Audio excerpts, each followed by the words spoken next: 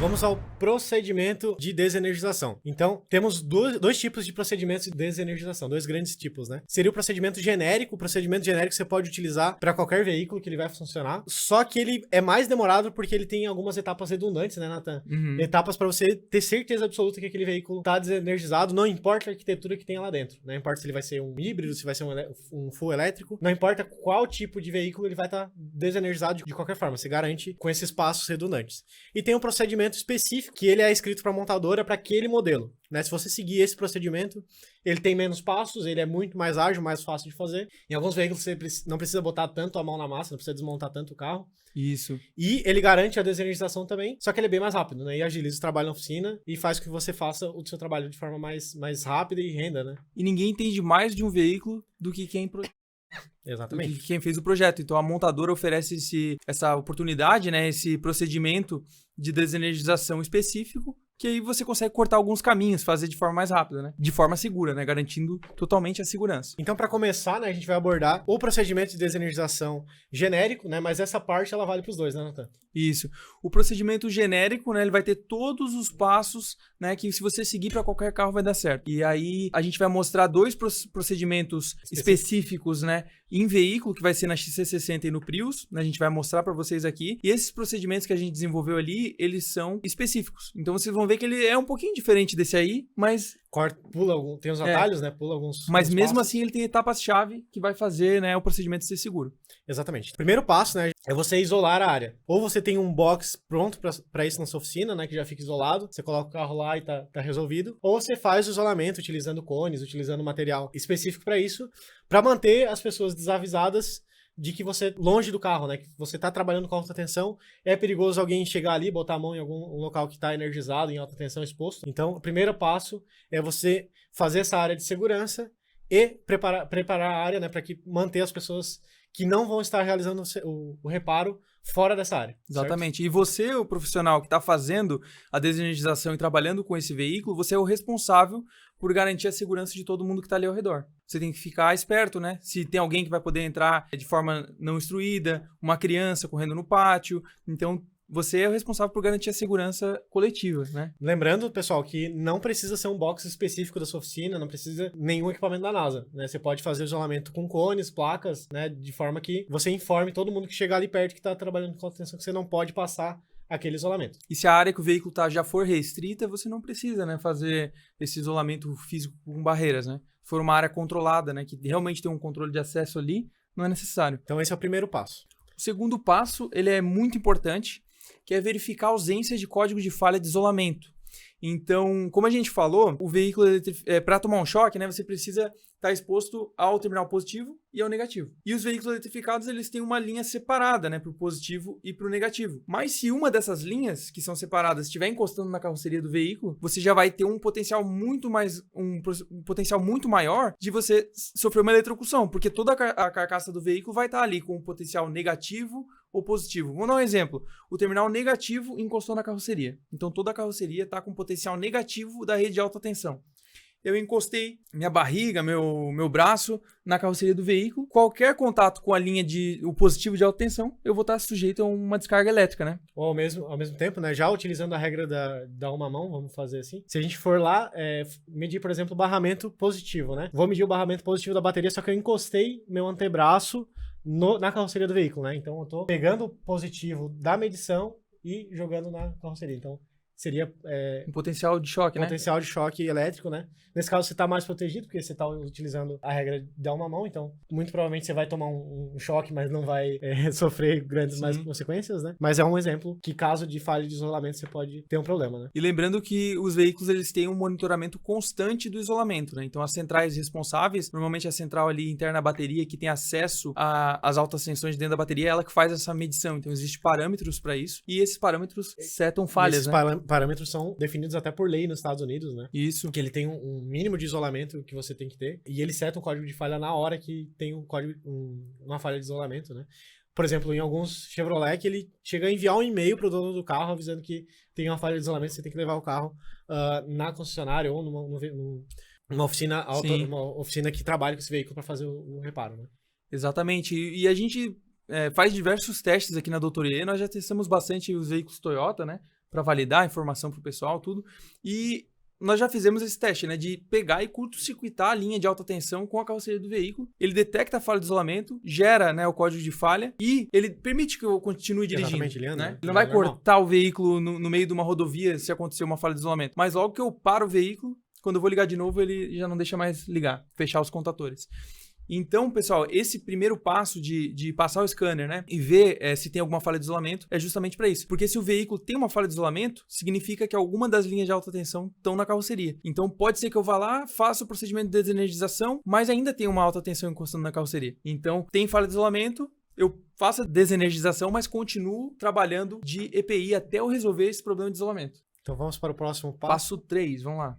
Não é ainda. Primeiro, O próximo do próximo. Preparar o veículo, né, Nathan? Que é alinhar a direção e abrir pelo menos um dos vidros, né? Pra caso ocorra algum problema ali no procedimento, você não vai ficar com o carro trancado, sem acesso ao carro. E a direção alinhada, né? Pra evitar a descalibração do sistema da direção elétrica. Você alinha o volante do veículo, coloca ele em P, né? Posição de estacionar. Free estacionamento, E abre o vidro do carro. Isso é uma boa prática para qualquer veículo. Quem já trabalha com isso há muito tempo já sabe, né? Já tem esses macetes, né? Porque aqui na doutoria, por exemplo, a gente faz muita pesquisa, né? Já aconteceu diversas vezes, né? De deixar a direção desalinhada, desligar a bateria de 12 volts e depois tem que fazer a recalibração. Se você não tem o scanner apropriado, pode ser que não tenha esse procedimento e aí você fica dependendo, né? De conseguir alguma forma de fazer esse procedimento, né? Alguma outra oficina, uma concessionária. Ou o scanner original. Então é bom evitar, né? Trancar o carro do cliente com a chave dentro. É meio ruim, né? Então, passo 3, preparar o veículo, né? Preparamos o veículo, abaixamos o vidro, colocamos ele em posição de estacionamento, volante alinhado. Passo 4 é o que a gente estava falando ali, né, Denner? Tirar o carregador. A estação de carregamento, seja na tomada, seja numa estação de carregamento, num wallbox, a gente não pode estar com ele carregando durante o procedimento de desenergização.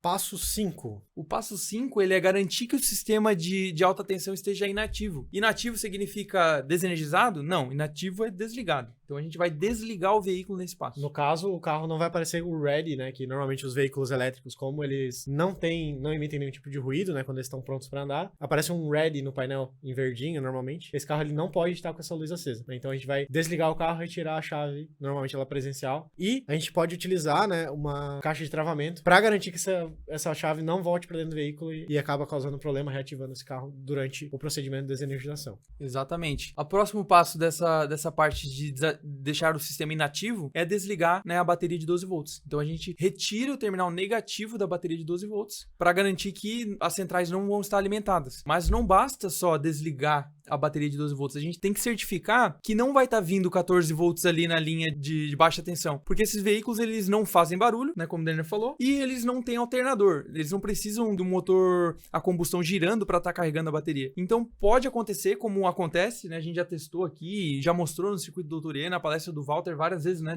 dos veículos eletrificados, que se você chegar num veículo que está ligado ali, no eletrificado, e tirar os terminais da bateria de 12 volts, ele vai continuar alimentando a linha de baixa tensão, porque ele vai estar com o conversor DC-DC ativo. Então, o que a gente tem que fazer nesse passo, como está ilustrado ali? Tira o terminal negativo, testa o multímetro na bateria para ver que está tendo 12 volts, né? Esse passo central ali. E aí, marcou 12 volts, o multímetro tá ligado? Tá com a escala certinha. Aí eu meço entre o positivo e a carroceria, com o terminal negativo desligado, como está mostrado ali. E aí eu vou ver. Eu tenho que medir aproximadamente 0 volts, né? Pode ter uma leiturinha ali de 2 volts, alguma coisa ali, alguma memória de central que ainda está com o capacitor carregado, mas não pode ter mais que 12, né? Ou 14, se o conversor DC-DC estiver ligado. Na verdade, a gente tem que ler uma tensão muito próxima de 0 volts. Certo? Muito próxima, exatamente. Então esse é a segunda parte do passo 5.